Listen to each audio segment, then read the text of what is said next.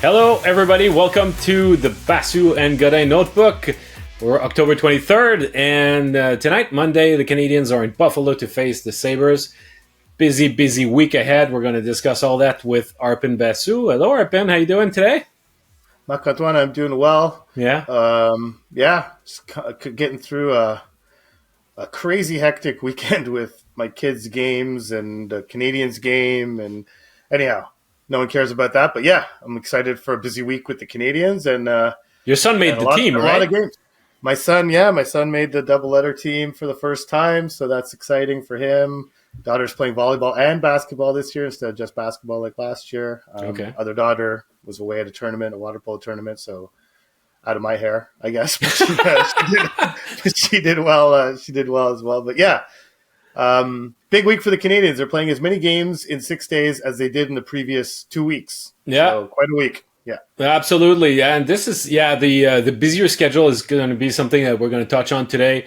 Obviously, by the time that people listen to this podcast, I mean, it's going to be moot a little bit to discuss too much in depth what's in store for tonight's game against Buffalo. But there are some interesting aspects that we can develop, mainly probably regarding the Atlantic Division, the way that things have shaped out of the gate. Obviously, it's Monday, which means that we're going to answer questions from our listeners. So it's going to be the Monday mailbag. We're also going to touch a little bit on Johnathan Kovacevic, who's been having quietly a very good beginning to the season, and also the centralized draft, which has been a topic throughout the year, throughout the league, I say.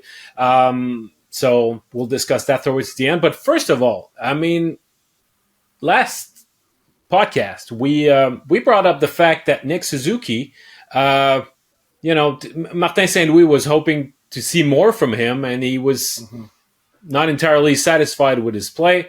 And he said, well, Nick Suzuki could be the first one to admit it.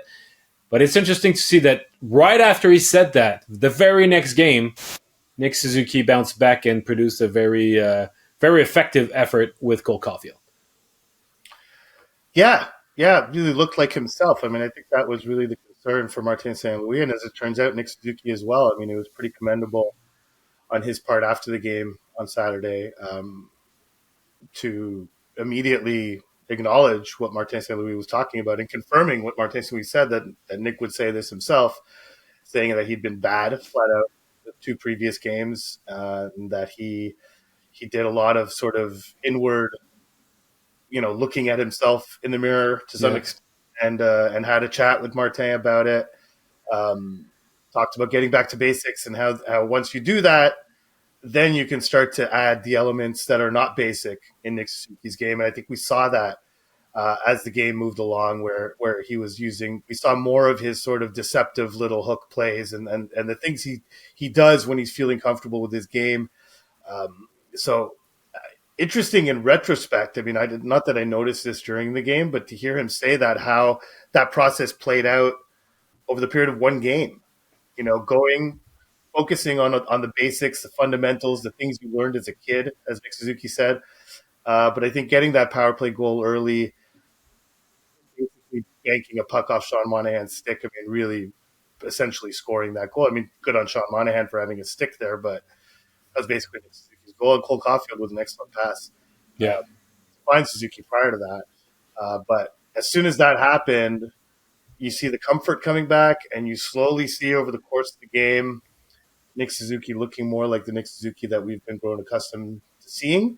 So we'll see if he can carry that over, not only into tonight's game in Buffalo, but throughout the week. But an excellent first step after, I think obviously we made a lot of Martin answering that question honestly, as he mentioned, that he doesn't want to lie. And the reality was that Nick was playing well. But I thought it was an interesting sort of window into the relationship between the captain and the coach, and how they addressed it, and how quickly Nick responded to some inward looking moments, where he took ownership of the situation, and his first shot at redeeming himself, he did. Let's see how long it lasts now. And it's interesting because Suzuki also has been. I mean, he's accustomed us in the past to have strong starts to the season. He tends to have to be very, very effective and productive early on in the year. He gets into a lull at some point in the midseason. Because the team's healthy. Yeah, exactly. And Yeah. then finishes strong again. So it's more like in the middle where sometimes there might be issues maybe of tiredness, over usage, or things like that. But so it's been a little different, just out of the gate for him with those first few games. But I like the fact that against Washington, he barely spent any time in his own end. He was very, very efficient in making sure that the puck would get out of his zone, and his own line, and also Newark's line, more so in the first period, and let's say the first half of the game. Mhm. His line and Newhook's line also spend a lot of time in the capital zone. And the other thing is Suzuki also, after 4 games, has a 63% rate at the faceoff circle. The Canadian centermen in general are super effective so far in the year, because you've got Evans, who's at 64%, Monahan's at 63.9, and Suzuki at 63. Most of the games have been played at home.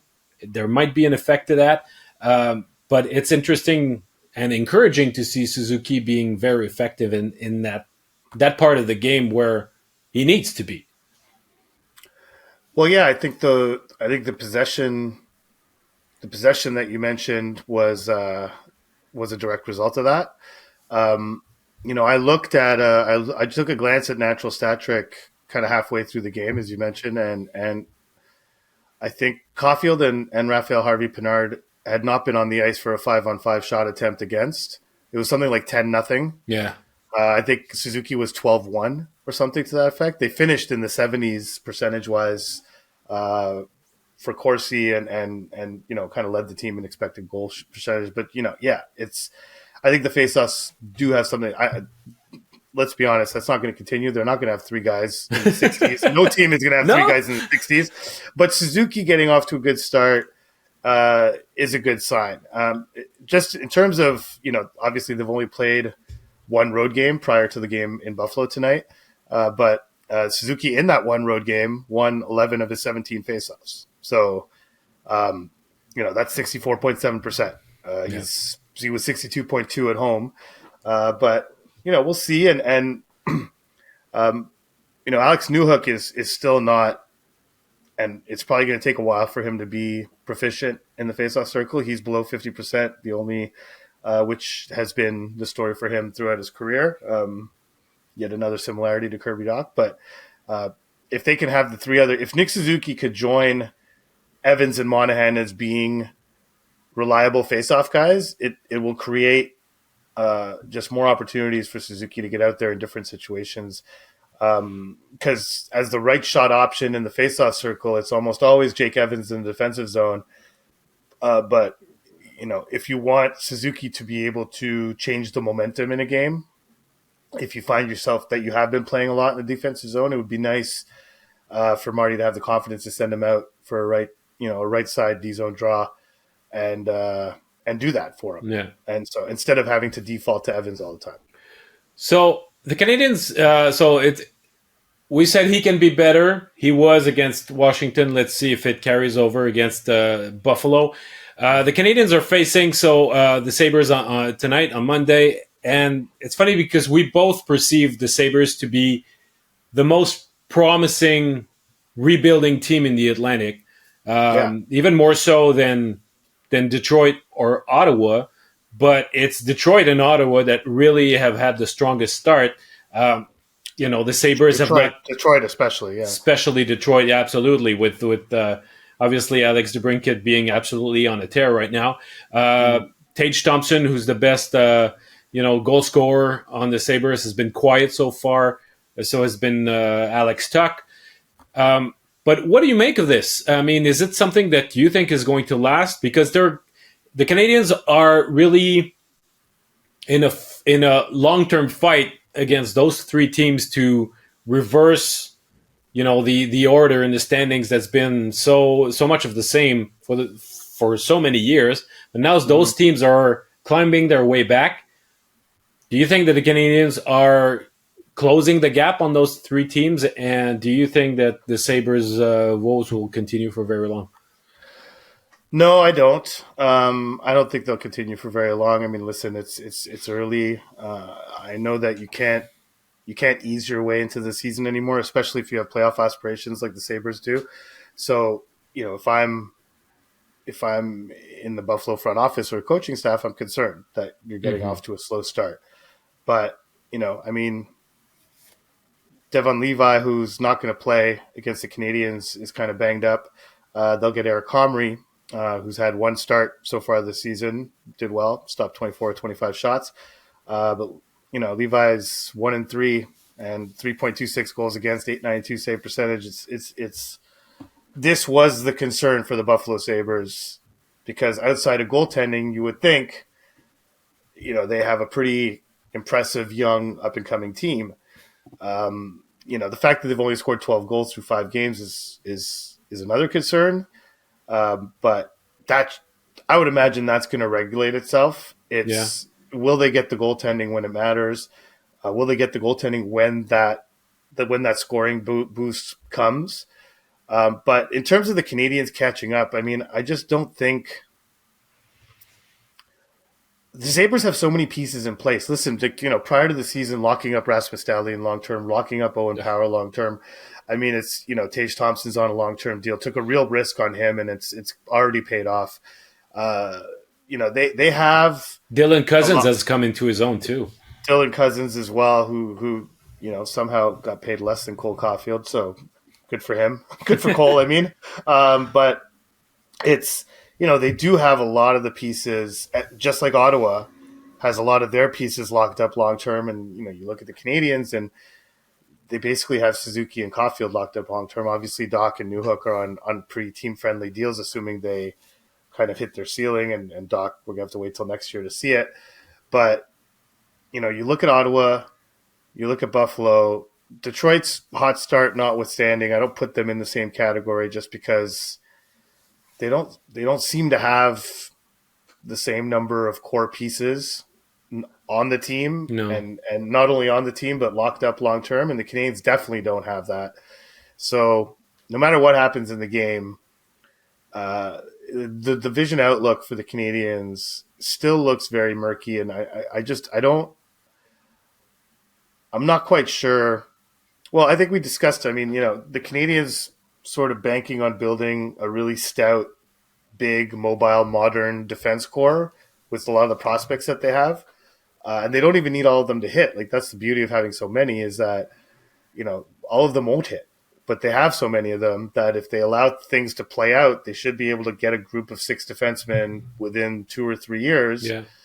that rivals perhaps some of the best defense cores in the NHL from top to bottom. So that will require some development. That will require some time.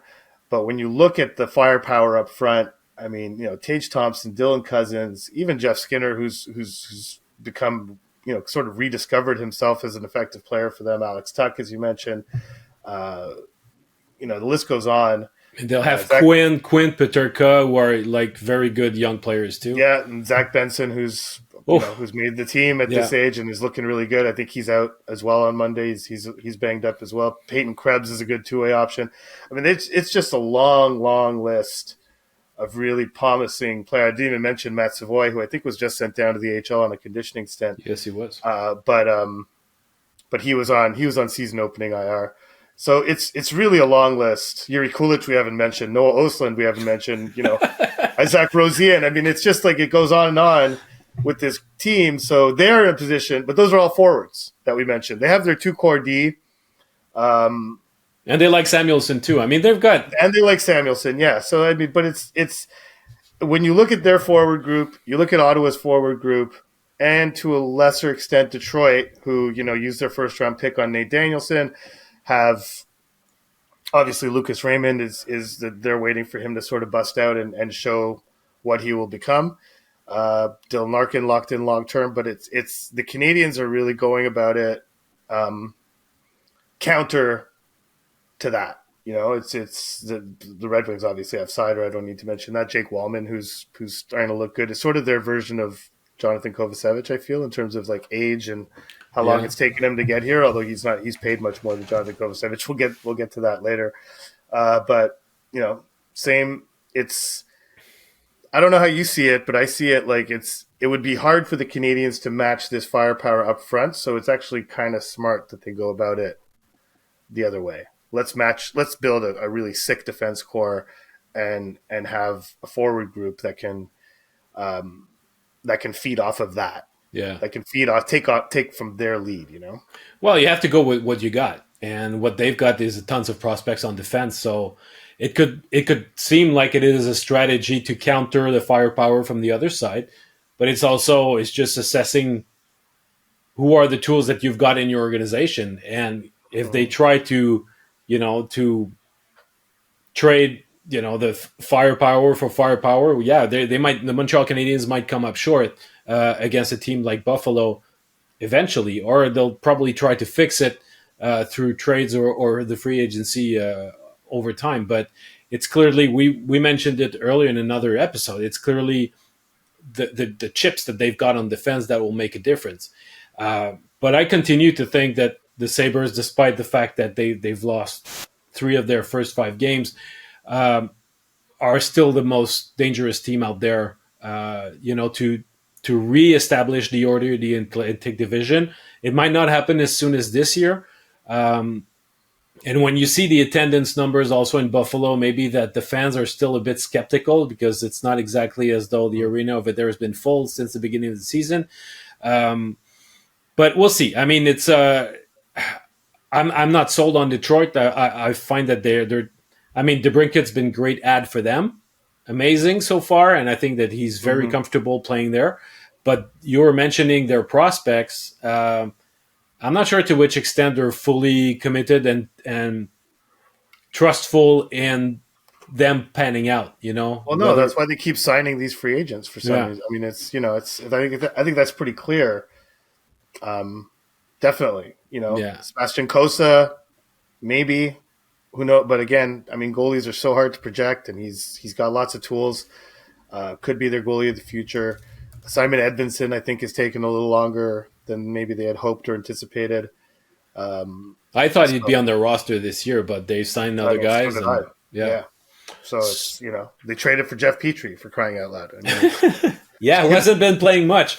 So so Montreal, I think, the Canadians continue to be behind in terms of their development and their rebuild, and I don't see anything that suggests that they're going to do anything to accelerate it, or that their play is going to close the gap in short term. And maybe you don't think they're going to do anything to accelerate it, like next offseason? Well, maybe, but I mean the performances from this year, especially with Doc going down, I don't see them as a product on the ice, as them developing with the team that we're going to see, that they're going to make such a big leap forward in season. Oh yeah. That you're going to say, oh, okay, they're ready. They'll knock at the door as soon as next year. They might, but it might happen over the course of next summer more than because of the growth that we'll see on the ice. I mean, they can surprise us, but when you start the season, by losing Kirby Dach right off the bat, it doesn't bode too well. So no. So, and also the other thing is, just like the Canadians, the Sabres have been carrying 3 goalies since the beginning of the year. You were mentioning that Levi was banged up, and it's Comrie who's facing the Canadians, which means that Ukko-Pekka Luukkonen, whose parents have bought letter K in bulk. He's got Usually you buy a vowel on Wheel of Fortune. Exactly. They bought the letter K. Yeah. Exactly. His dad could have been a pitcher in the Major League Baseball. That would have been amazing. Exactly. Yeah. So Luukkonen has yet to play a game so far, and it sort of echoes the situation in Montreal, right, with Caden Primo, who has not seen action yet. Now the Canadians are playing 5 games in 8 days, 5 games in 8 nights, because people like to say, well, 4 and 6, but you have to add to this the fact that Mm-hmm. on Sunday they'll be traveling to Vegas and they're going to play on Monday in Vegas. So that's a very, very busy stretch.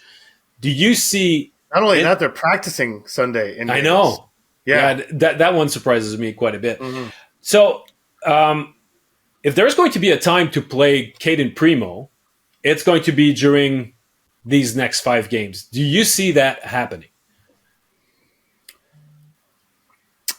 I mean, it's hard to listen. You're coming off a performance. Jake Allen is starting again tonight in Buffalo. We'll see how he does, but you're coming off a Jake Allen performance that was very promising. Played a really solid game against Washington. Sam Montembeault has shown flashes of good and bad. I'm of the opinion that they should give Caden Primo a start at some point in these 5 games. But I don't know why, but I just have the impression we won't see it. Yeah. I think that they do want to work with the tandem that they have. I still think the Canadians are just playing sort of a game of chicken with the rest of the league in terms of when to put Caden on waivers. It's clear to me. I had a chance to chat with Caden Primo after practice on Thursday. Just to chat, just informal. It wasn't an interview per se, but just to see how he's doing. And listen, he was not didn't hide the fact that this is not ideal. He needs to play some games. He's like, it's great Sure it is. Yeah. it's great that they have the second ice sheet in Brassard so that one goalie, during practice, one goalie always goes to that second sheet and works with Eric Raymond on their own. So he's getting that time, but nothing, nothing equals game time. And it's a little discouraging for him. I mean, listen, it is what it is. The rule is in place to help people like Caden Primo. Actually, the waiver rules are how they are to help people like Samuel Montembeault, who finds himself in Montreal thanks to these rules. The Canadians are, I think, somewhat oddly concerned about losing Caden Primo on waivers. Listen, maybe he will be lost on waivers. If he were, it would put them in a bit of a bad situation in the sense that I don't think they love having Strauss-Mann be the number 2 in Laval behind Jack. I think He's actually number 1. He's playing more games than Dobish. Well, there you go. So I mean, I think they'd rather have a tandem of Primo Dobesh, and it's just that I understand why this has gone on as long as it has, and it's not as if the Canadians are the only one. As you mentioned, Philly is carrying a third goalie, Detroit is carrying a third goalie, Buffalo is carrying a third goalie. The only one of the 5 teams that opened the season carrying 3 goalies who's alleviated the situation are the LA Kings, who got Big Save Dave Rittich through waivers on October 11th. It just, it strikes me that you look around the league, which I did, and you look at all the backup goalies.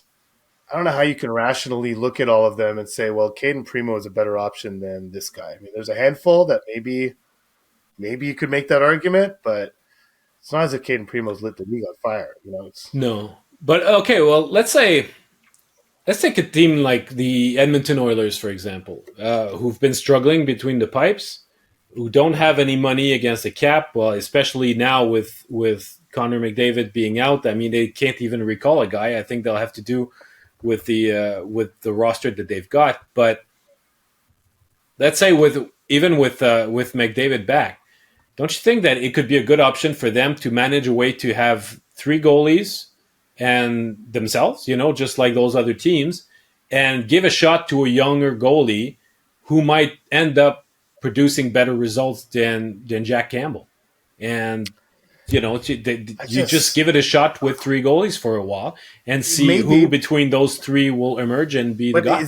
Is that third goalie Caden Primo? I mean, your theory is not bad. Like, yeah, maybe that could be a solution to the current situation with their goalies underperforming. But if I'm Ken Holland, do I tell myself like, oh, maybe Caden Primo can steal the job from this big ticket free agent I signed a year ago and a guy who was up for Rookie of the Year last year? I mean, it just doesn't seem plausible to me. It's like I can't imagine.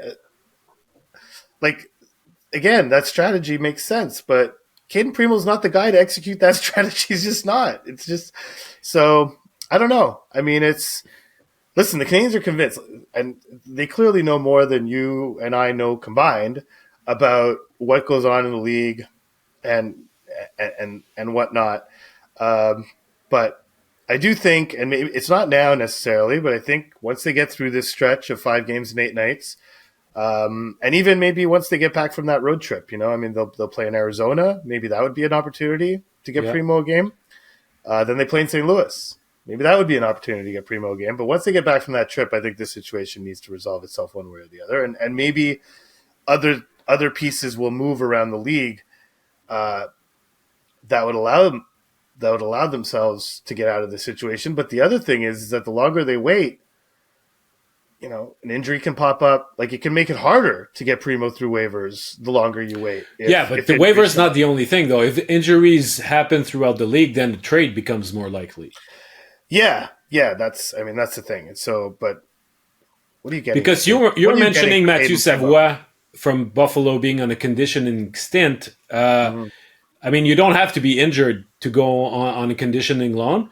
If you don't play, you can be sent down for 14 days. And I think that if the Canadians decide to continue with Allen and Montembeault, give them, between the two of them, give them the 5 games just to sort out where the competition is at between those two. I mean, Jake Allen just played the first really, really good game from a goalie that we've seen so far this season. Certainly better than Montembeault against Chicago, I would say, even though Montembeault had a good start against Chicago. But this performance from Allen against Washington was stellar. So, but there's a competition. It's yet to be determined who's going to take the bulk of the job, or at least going to be labeled the 1A to the 1B. It's clear it's going to be a tandem, but there's who's going to have the upper end between the two. It's debatable, and I think that the Canadians are testing the waters to see who's going to run with it. But as they do that, they're not going to be able to provide Primo with much of an opportunity in the short term. So if by sending him down and having him play some games, having him help out a very young decor in Laval, who's not only young but also very offensive oriented. When you look at the blue line with the Rocket, a lot of those guys are really offensive first. So it makes them vulnerable in the back end. So you need a goalie, a guy like Primo could step up, being to just stop the to stop a few pucks actually, and yes, exactly. and help them out. That's a short-term situation. That's a short-term Band-Aid solution.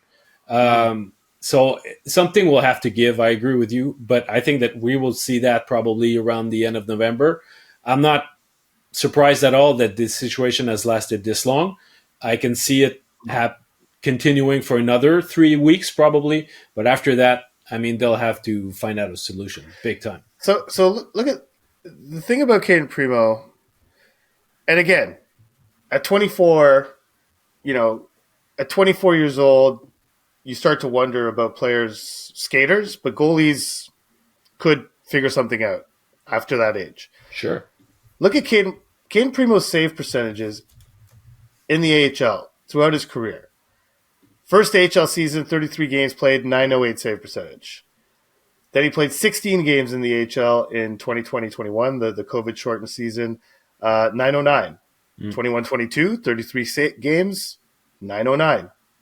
2022-23, 41 games, 909. Consistent? Yes, consistent, but consistently fine. Yeah. Those aren't bad numbers, but they're fine. It's not really, they're not numbers that scream at you that this guy is ready for the next level. No. They're not dominant. He had an excellent playoffs in 21-22 with the Rocket. That should be noted. But didn't really follow it up by demonstrating a step last season that suggested that he was ready for NHL action, and that would also suggest that he would be this hot commodity on the waiver wire. But he obviously needs more time in the AHL. Yeah. So, I mean, the conditioning stint is great, and gets you a couple of weeks. We'll get you. They'll probably strategically pick a portion of the Rockets schedule where there's as many games as possible in that 14-day stretch, which they often do in situations like this. But yeah, he definitely needs to play some games, and he needs and if the Canadiens value him as much as they appear to, the longer this goes, the more his development time is being somewhat wasted. Yeah, but you were asking about goalies that are 24 and the fact that their development curve, which is not the same as for skaters. You look at Adin Hill, who was in between the pipes Mm-hmm. for Vegas when they won the cup. He won the cup at 26 years old. He started his career, bouncing, going between the AHL and the Arizona Coyotes for many years. I mean, he was a decent prospect for them, but he was not setting the world on fire. And eventually, he was a very affordable option to them, and they decided to move on. He ended up in San Jose, another team that was looking for options between the pipes. Was not retained there either. Ends up in Vegas at 26 years old, and next thing you know, he's there to lift the Stanley Cup. So there's all sorts of situations, all sort of scenarios where you can compare and say, well, Caden Primo might not be this today, but he might be that next year, 2 years from now, who knows?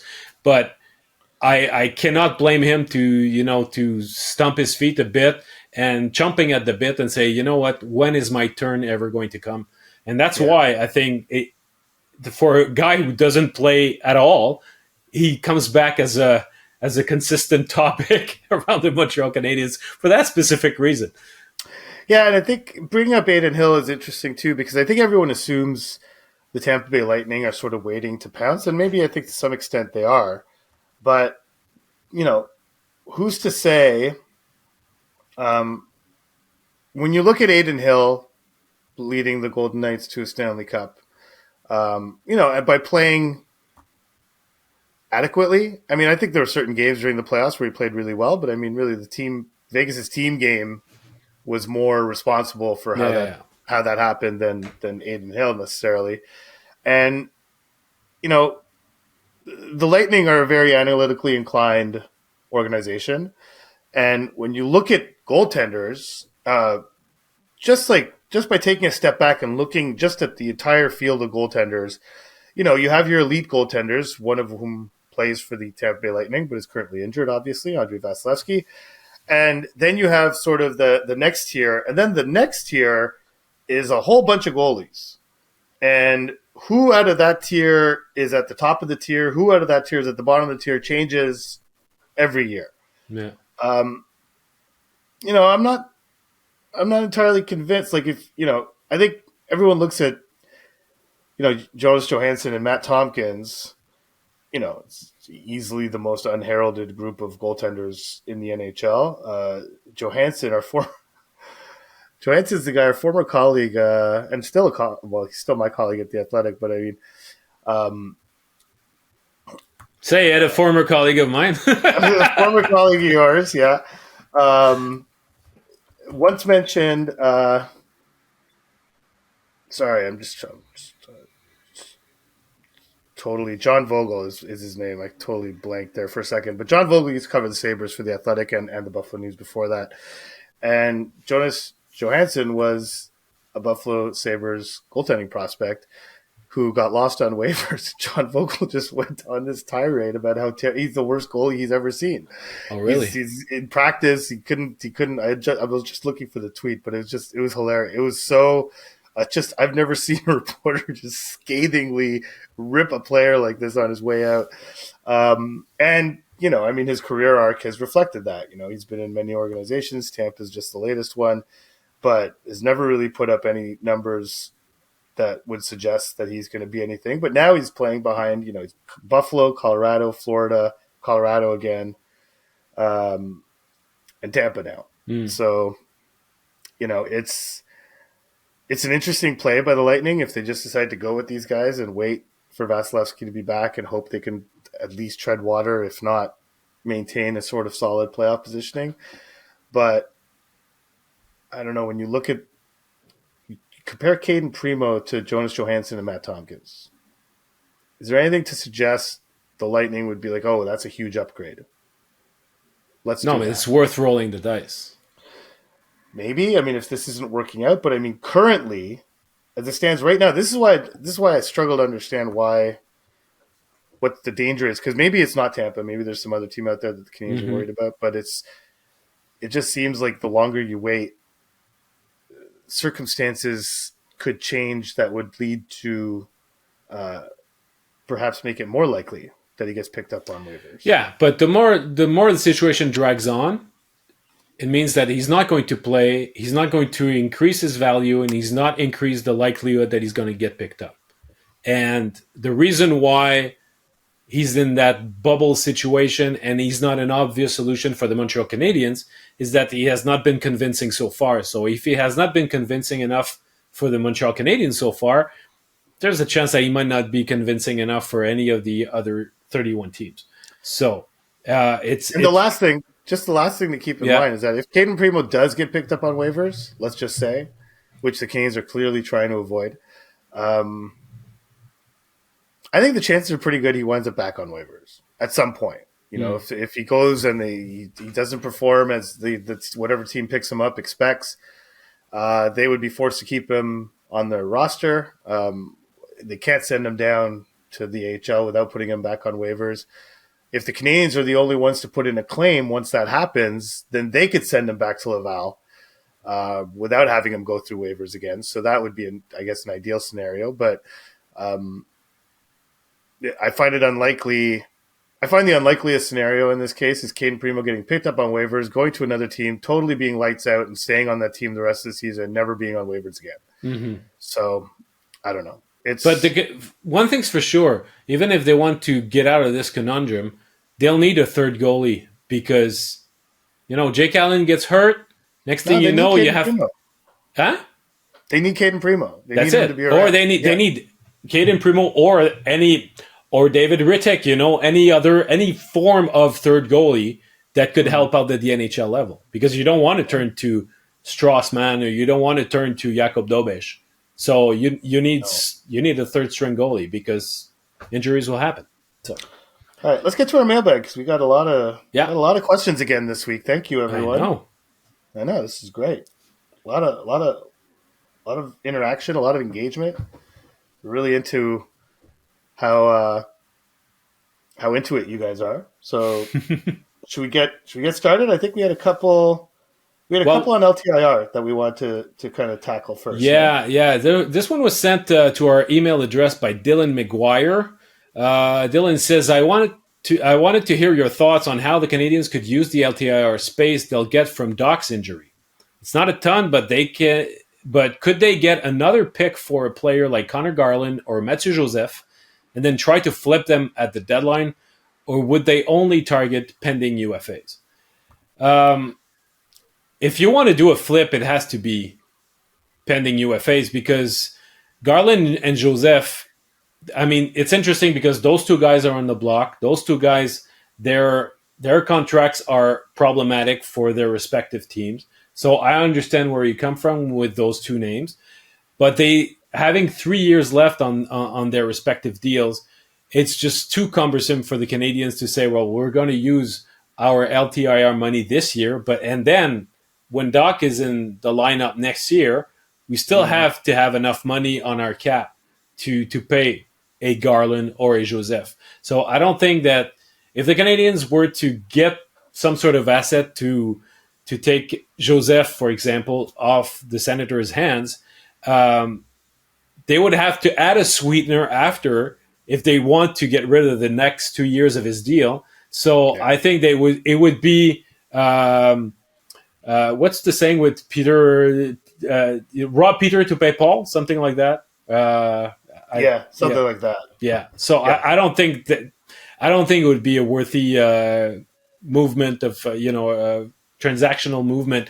That being said, I mean the Canadians could certainly choose to be brokers on certain deals, or identify a player that they could whip into shape during the course of the season, no matter his price tag, and say, well, towards towards the trade deadline, if as the guy is a rental and about to become a UFA, while the Mhm. Canadians could retain some money on his contract and then get some additional value for him, but not on guys that have 3 years left on their deal. No, exactly. And I think the main benefit of all the LTIR space that the Canadians have right now, which they're going to lose 4.5 million of it when Dvorak comes back, probably around November 4th. Um, will you know they we just saw it. The main benefit, the Canadians calling Yolarmia back up, being able to carry him as an extra for now. That's a luxury you have when you have tons of LTIR space. I mean, it's really injuries will not be an issue for this team in terms of calling people up from Laval as they were in the past. And that's really the big benefit of when everyone was asking, what's the big difference between off-season LTIR and in-season LTIR? Well, that's it. Is that off-season LTIR basically locks you into a number where it's almost no flexibility. Injuries cause massive headaches from a cap perspective, whereas now they have no headaches from a cap perspective. I mean, they would really need, I was going to say historic, but they would need a similar injury situation to last year for it to really become somewhat problematic. But there's no real stuff. So I don't. So there was another question from Charles, spelled with three R's, on Twitter that was sent in, or X, about the Canadians making a trade with Doc on LTIR. And I mean, they might, but I don't think Doc going on LTIR really changes the situation much. I mean, they've gone from having roughly 6 million in LTIR space to 9.5 million in LTIR space. So, in rough terms, does that really make a difference? Are they really going to be able to get through all that? Are they really going to be able to spend that in a trade? I don't see it. I just don't see it. But definitely brokering deals around the trade deadline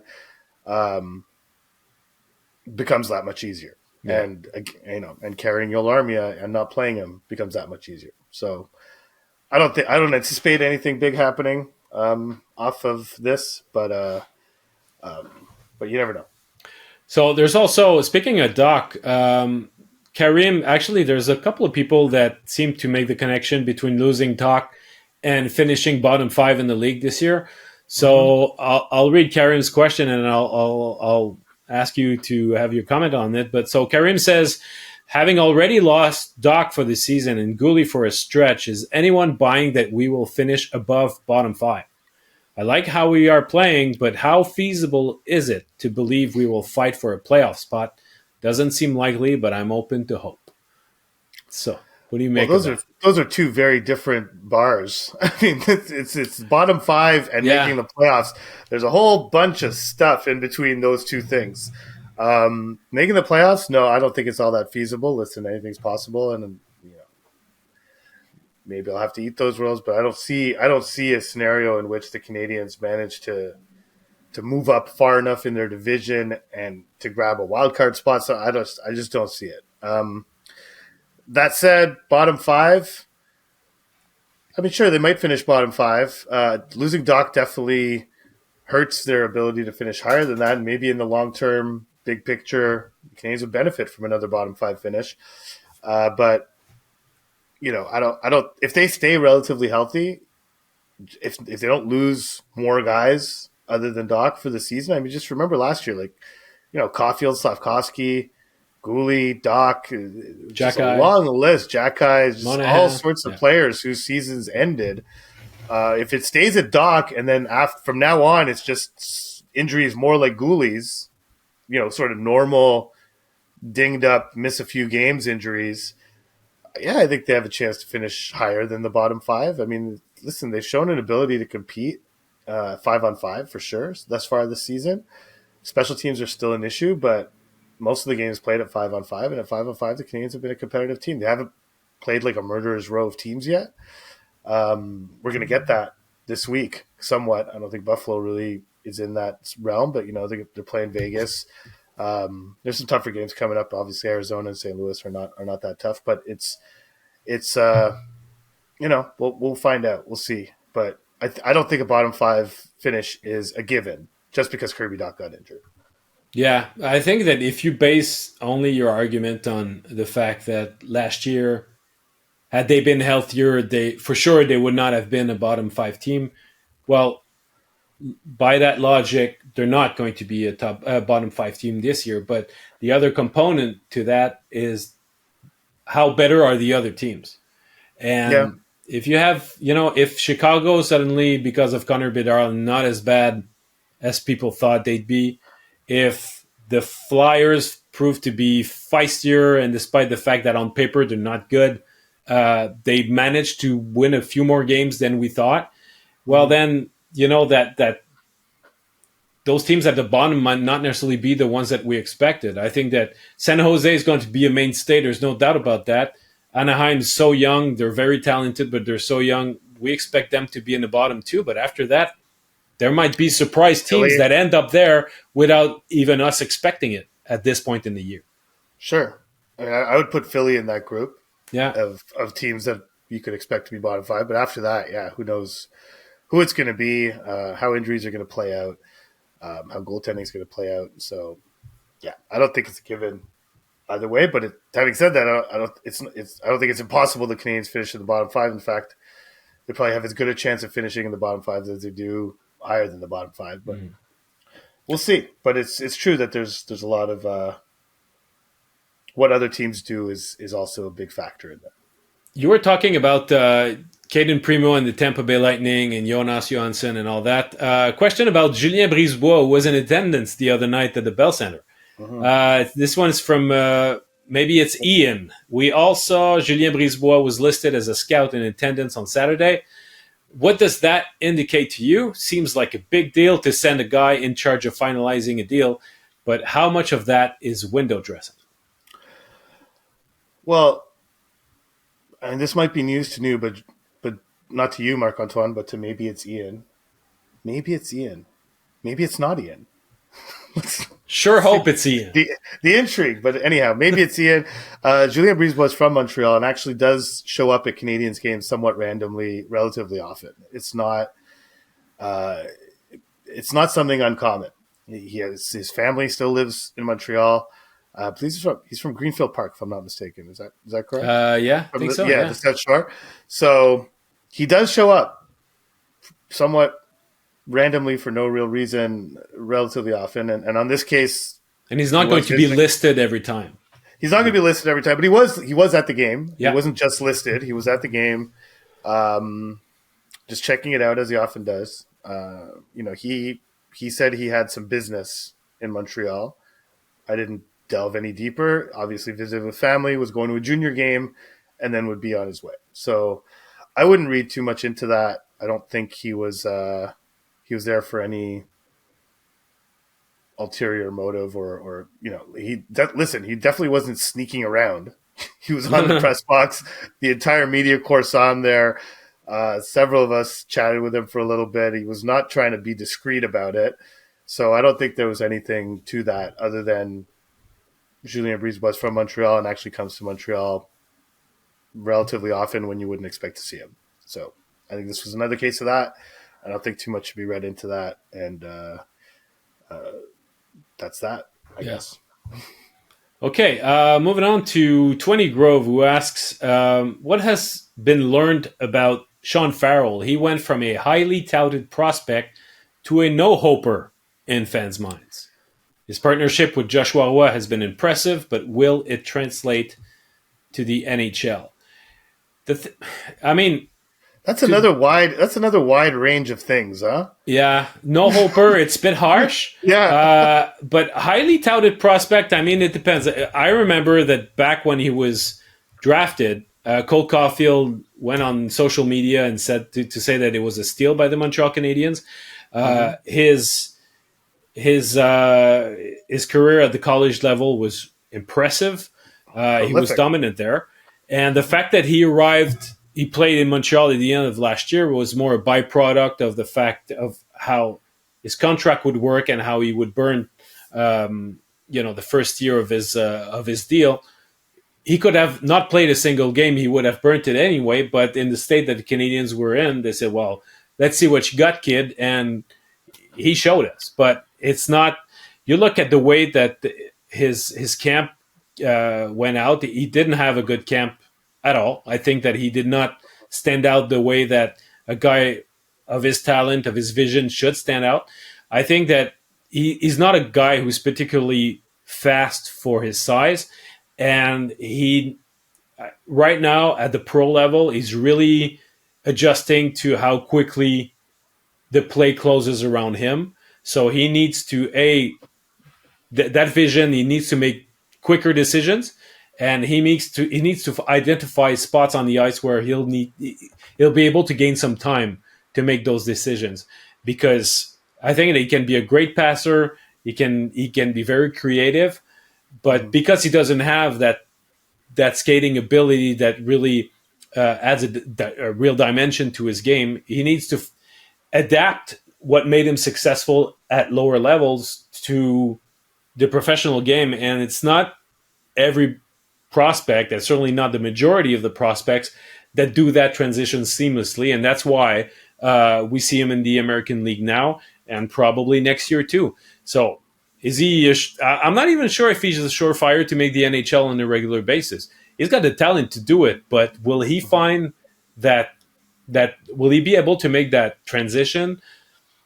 I'm not entirely sold. I was not when I first saw him in the NHL last year, and to be honest, I'm not more convinced now. But the kid's 21, so he's got plenty of time to prove me Yeah, wrong. I think he's someone who will need some time in the AHL Mhm. before we can make any determination on it. I think I think the entire organization is waiting to see how he handles professional contact, playing against men, in tighter quarters than he's ever played under. I mean, he's excelled at the Olympics, he's excelled at the World Championships, but it's bigger ice surfaces. Anyhow, it's there's a lot to learn. I mean, I think the question was worded, "What have we learned about Sean Farrell?" Not enough. I think Yes, it's not enough that's yet. true. We need more information. Yeah, But off to a decent start. 4 points in 5 games to start his season. Good for him. I mean, we'll see. There's no rush with someone like Sean Farrell. I don't think there's any plan for him to be slotted anywhere in the Canadiens lineup on a given date.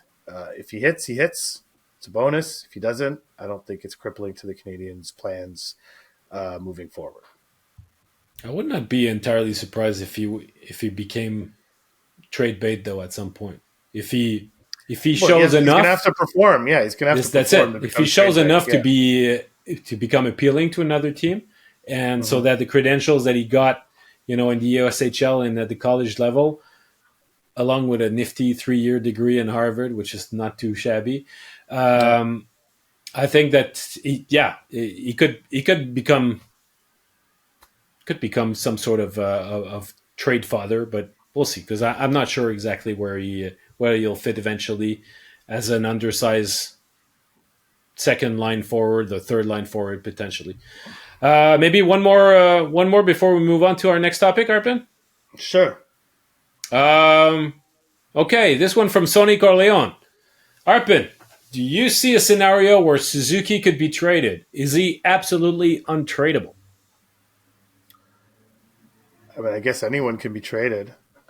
He's not Never. untradeable. I don't see why the Canadians would even consider trading. He's their captain. I mean, that's the one thing about the captaincy in Montreal is that all those guys wind up leaving at some point. But uh, I mean, Suzuki. I don't think that contract's going to necessarily age that badly. He does have a modified no trade that kicks in 26-27, where he has a 10-team no trade list for the final 4 years of his deal. So that wouldn't prevent a trade from happening. I just don't. At 7.9 almost, Mm-hmm. uh, if he turns into a solid, close to a point a game player, if his defensive game kind of takes some steps this year, I don't think that's going to be a bad contract with the cap rising at the rate that it's expected to rise. So uh, I don't see why they would trade him. Unless Exactly. they were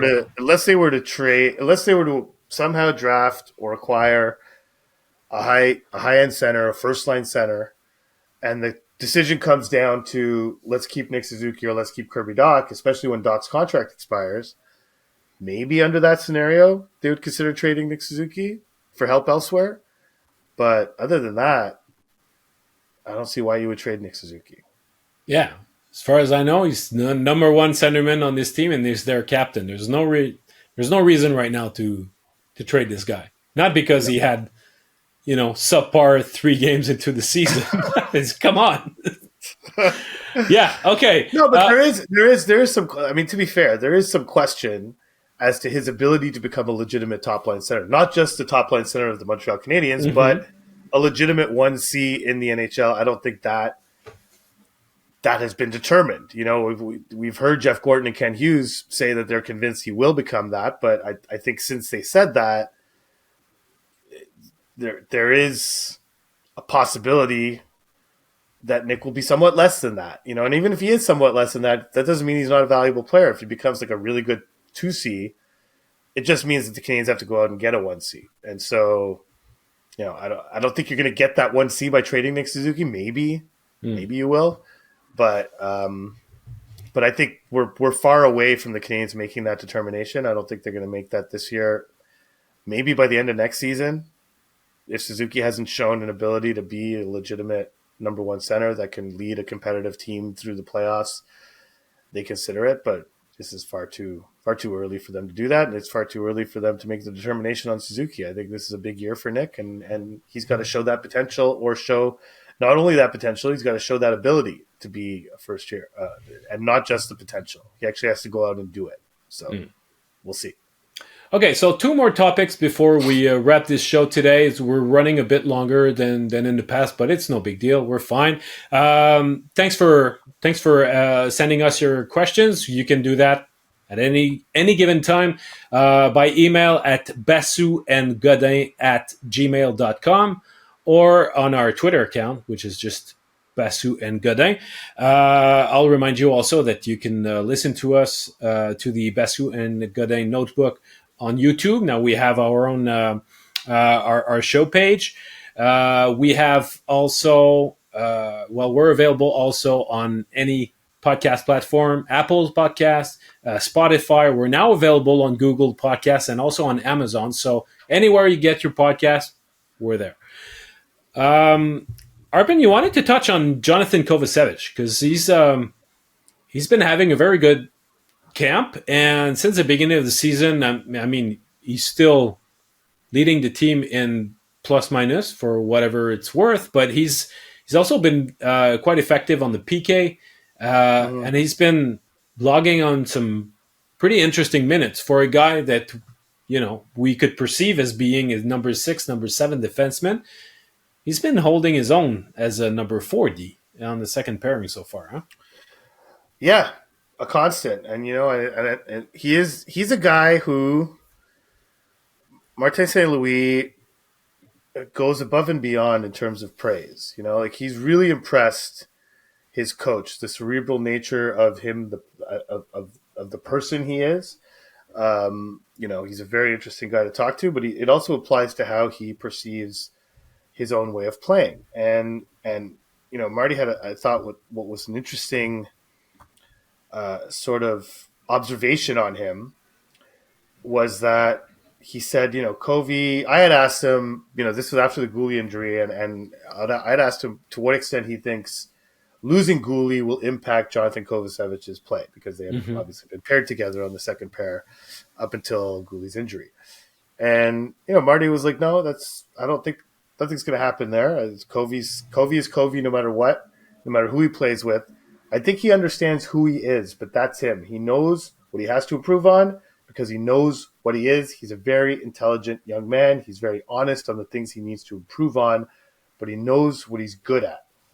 So I don't think it really matters who we pair Covey with. I think Covey just does Covey. And that, for Marty, is a hell of a compliment. Yeah. Very intelligent young man, very honest on the things he needs to improve on. That's all things that Marty tries to instill in players and get them to realize what you need to do. And so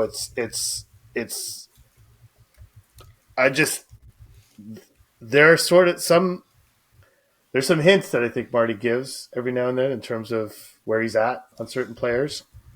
Uh, he's always so he always goes one notch higher on Kovacevic, so I think that bodes well for him for his future.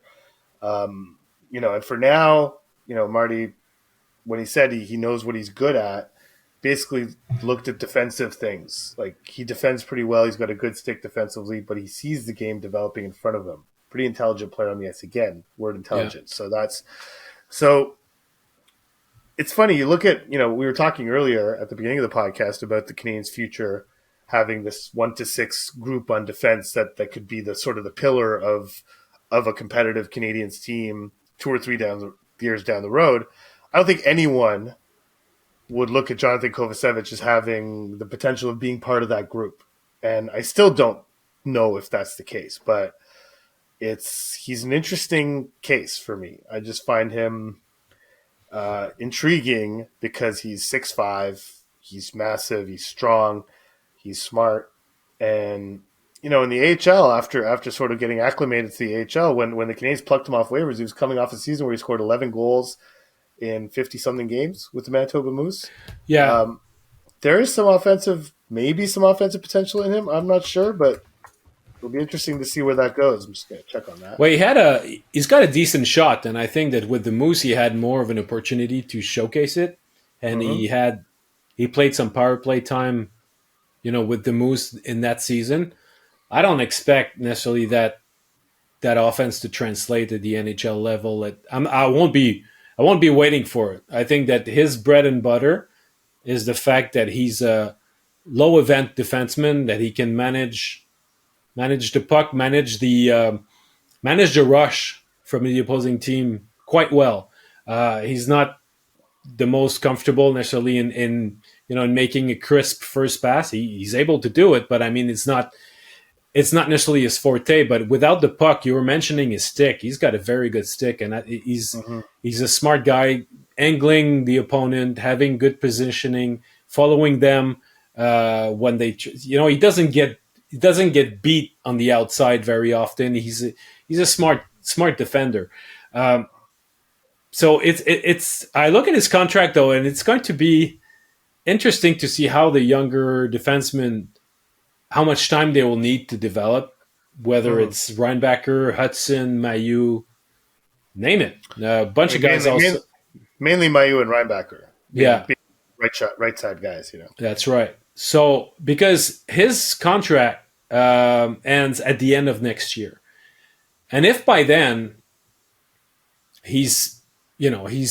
the Canadiens are in a position where they're not making the playoffs, he could be a very, very interesting addition to another team at the trade deadline next season because he would be super affordable. He would be a low maintenance guy, and he would be a guy who, with his frame and his style of play, would be useful in the playoffs, if only for depth. But if I'm pro scout for another team and I'm looking ahead, this might be someone that I would target. But it all depends on how the younger defenseman will progress, because a lot of things can happen if his own play continues to progress, because that's the other thing. He might be 26, but he's not done getting better too. It might be that by next year, the middle of next year, we'll consider him as a guy that the Canadiens must not lose, and they must find a way to re-sign him to a new deal. But there's no doubt that for 3 years at a tad more than $750,000 a year, it's a bargain. It's really a bargain. Yeah, and it's that contract status is interesting for a couple of reasons. A, his contract's going to expire, I think, before we know how Reinbacher is developing, how Mailloux is developing. We're not really going to get a full picture on those guys by the time Kovacevic's contract expires. Also, when his contract expires, he'll be a UFA. So yes, he could be trade bait, especially at that cap number. Getting a guy who's able to play in a top 6 on a competitive team after having presumably played in the top 4 in Montreal for some period, some amount of that time between now and next season's trade deadline. But there was like a funny little interaction with him last week At one point last week he was like a +6, I think. So he was second in the league in plus minus or whatever, and he was asked about it, and he's like, you know what? I don't really pay attention to stats, and I try to keep my focus on. And I'd always kind of thought that Kovacevic was like a bit of a numbers guy. Like he'll go and get the analytics reports that the Canadiens analytics department provides and look through them. And so I kind of challenged, I was like, well, you might not be a plus minus guy, but I mean, are you a stats guy? And he kind of paused and he's like, well, stats get you paid. Maybe not plus minus, but goals and assists get you paid. And so I pay attention to those. And I was like, oh, that's funny. I never really didn't really expect that from Johnathan Kovacevic, but that's when we started talking about his offensive potential. And he was, again, pretty self-aware, like I was kind of like talking about when you see Mike Matheson and what he does at the offensive blue line, the risks he takes to keep the pucks in, using his skill where losing the puck will result in a breakaway. Do you kind of cringe or do you say, oh, maybe that could be me one day? He's like, no, that'll never be me.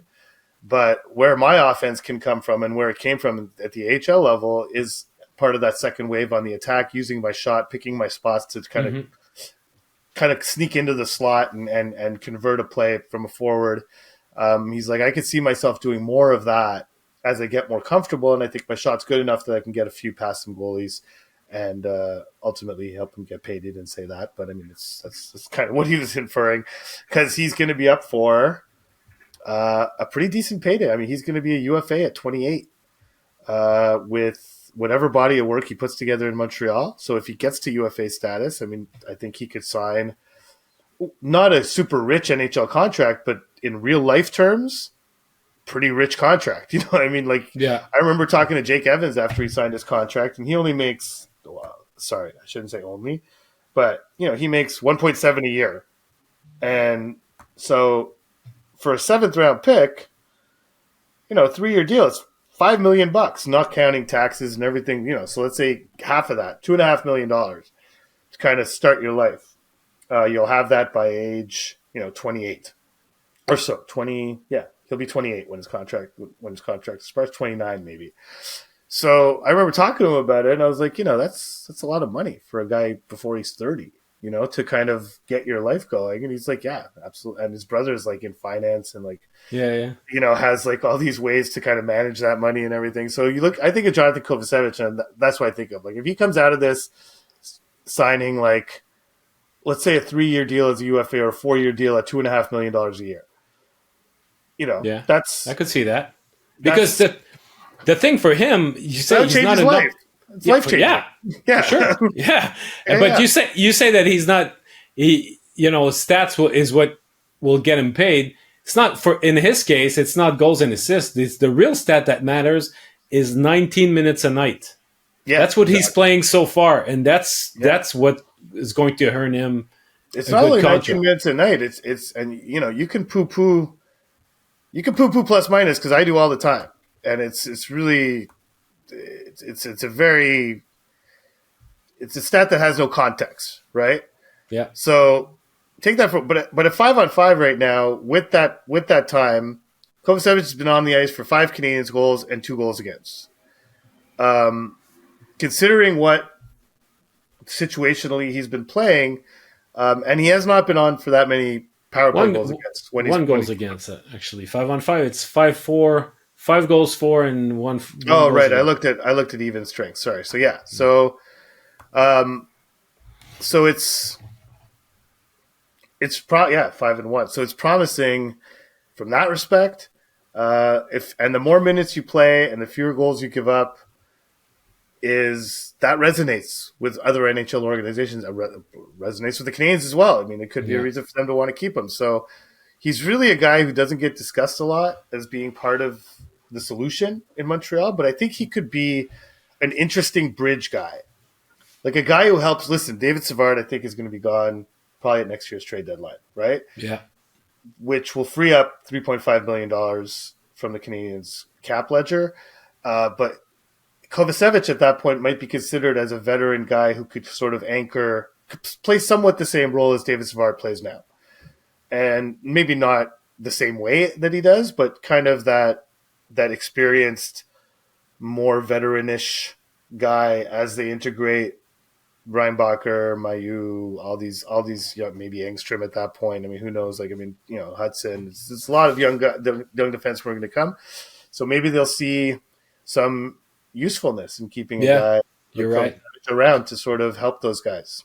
It's a And very good point. the way he is, personality wise, everything that I just mentioned in that quote from Martin St. Louis, you want your young players to be self-aware like that. Mm. You want your young players to know what they have to improve. You want your young players to look inward the way we started the podcast talking about Nick Suzuki doing.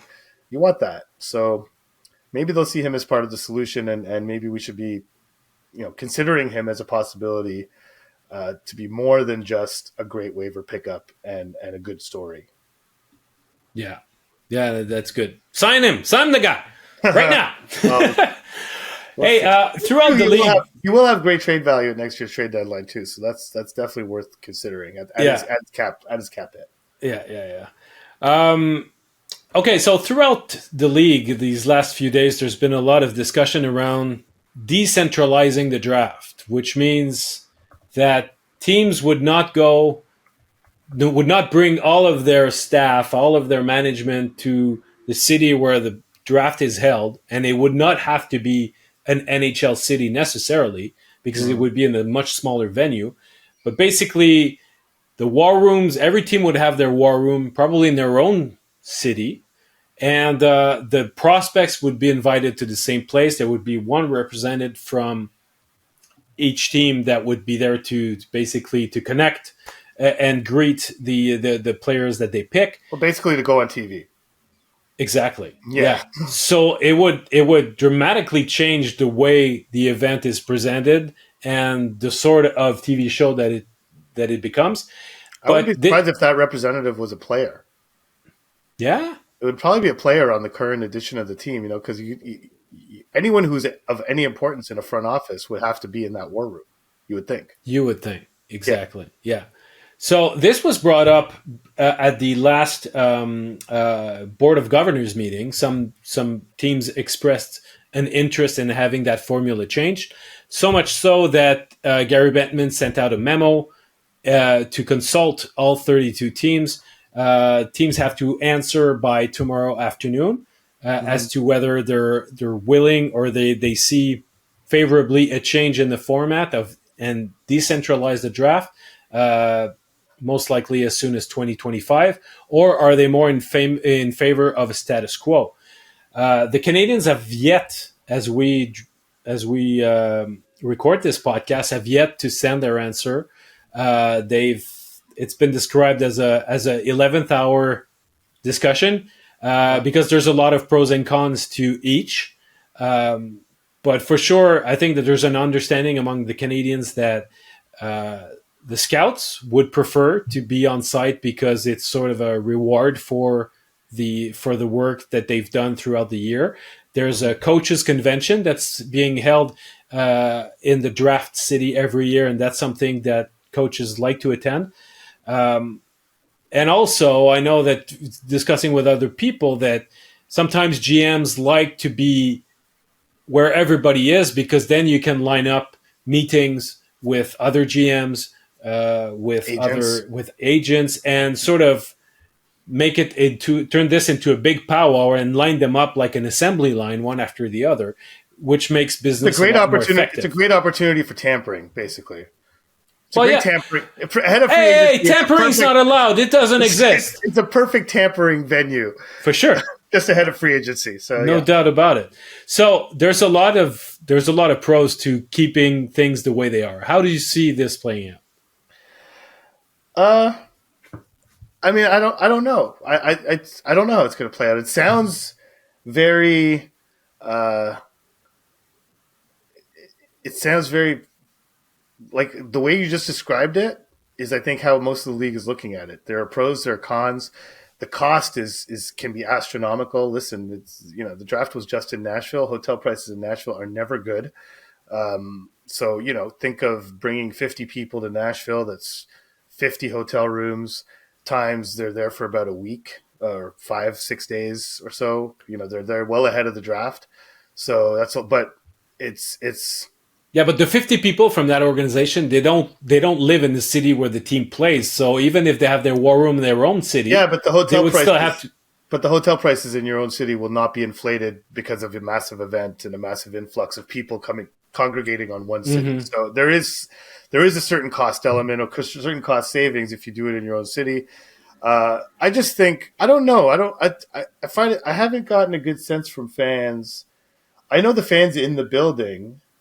The vibe in the building would change. It would be less. It would be less of an entertaining live Oh event yeah, yeah, if it was done in a decentralized way. Even though the NFL draft is decentralized and it is a massive event, public flocks to it. But that's the NFL. That's different. The NBA is a decentralized event largely. Fans go to that as well. So maybe NHL fans would still go to, especially if they put on a decent show.